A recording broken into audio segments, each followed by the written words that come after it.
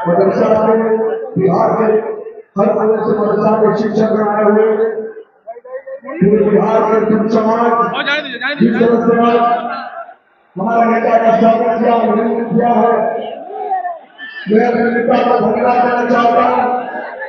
जो नेता ने बिहार में सरकार काम किया, मैं नेता स्वागत करना चाहता हूँ। जय हिंद, जय भारत।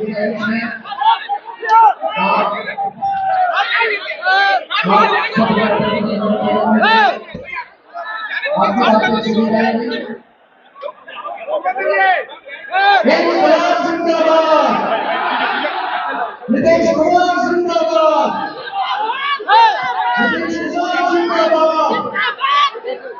हमारा नेता कैसा हो, नीतीश कुमार कैसा हो, हमारा नेता कैसा हो, नीतीश कुमार कैसा हो, नीतीश कुमार जिंदाबाद।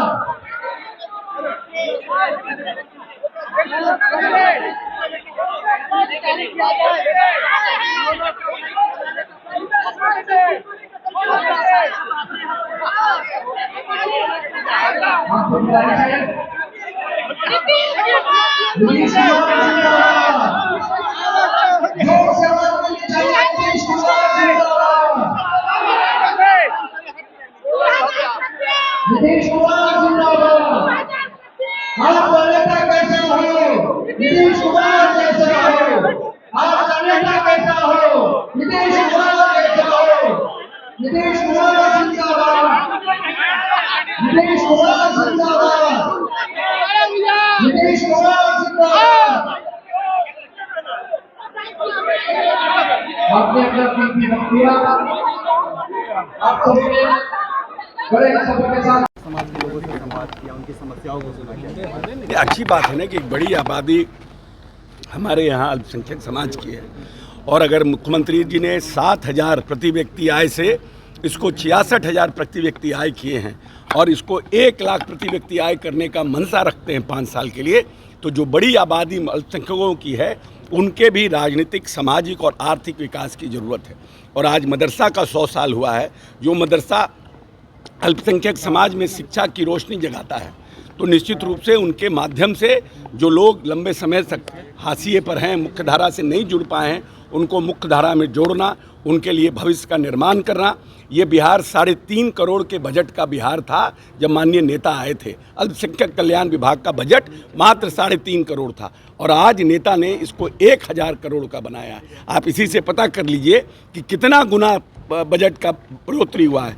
अल्पसंख्यक कल्याण छात्रावास बनाना, अल्पसंख्यक बच्चियों को पढ़ाना, मदरसों में मॉडर्न एजुकेशन देना, कैसे हम सिर्फ अली बेते से बाहर निकलें, जो हमारी धार्मिक जो पुस्तक है उससे बाहर निकले, हम साइंस की पढ़ाई करें, हम कंप्यूटर की पढ़ाई करें, इस पर चिंतन करना, इस पर चिंता व्यक्त करना और उसके साथ अल्पसंख्यक समाज को मुख्य धारा से जोड़ना, तो ये अच्छी बात है। बड़ी यादव कह रहे हैं कि कुछ भी कर ले कुछ फायदा नहीं होने। अरे किलो क्या बोलेंगे भाई, इनके समय में तो लाठी गुलाबन तेल पिलावन रैली होता था, ये प्रगति यात्रा करते थे।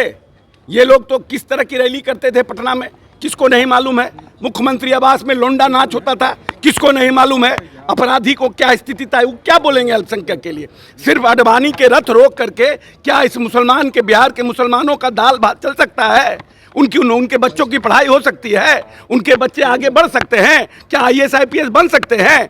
अडवाणी जी का आपने रथ रोका, आपने पूरी तरह से उस समय के जो सांप्रदायिक सौहार्द था उसके हिसाब से आपने काम किया, लेकिन उसी के नाम पर आप कितना दिन तक मुसलमानों का वोट लीजिएगा और कहिएगा नेता मेरे बच्चों को पढ़ाने का काम कर रहे हैं। पार्लियामेंट में एक बिल आया सर, एक पार्लियामेंट में बिल आया और नहीं देखिए, अंदर में जो लोग हैं वो लोग, कुछ लोग जो 1,647 मदरसे हैं उनके सरकारीकरण की बात कर रहे हैं, तो उसका एक प्रोसेस है भाई। ऐसा तो है नहीं ना कि मुख्यमंत्री किसी भी काम में दिया आएंगे, सबको प्रोसेस है और चरणबद्ध तरीके से उसको किया जाएगा। अभी माननीय नेता ने 20 साल में बहुत से मदरसों को, हजारों मदरसों को उन्होंने सरकारीकरण किया है और फिर फेज वाइज उनका भी सरकारीकरण होगा। पार्लियामेंट में सर एक बिल आया, उस बिल को लेकर तेजस्वी यादव ने कहा है कि नायडू और नीतीश कुमार को जेल भेजने के उनको हमारी चिंता तेजस्वी जी न करें, अपनी चिंता करें। अपनी आपने चिंता। जो राहुल गांधी को लेकर के कहा है कि 13 किलोमीटर की यात्रा तभी संभव है जब नीतीश कुमार हैं, उनके नेता कह रहे हैं कि अशोक चौधरी कहाँ से आए हैं, अगर आज कांग्रेस में नहीं रहते वो कहाँ रहते? नहीं नहीं, कांग्रेस में हम रहते, अगर कांग्रेस अकेली रहती तो हम संघर्ष करते। लालू प्रसाद यादव का झोला ढोने के लिए अशोक चौधरी नहीं था।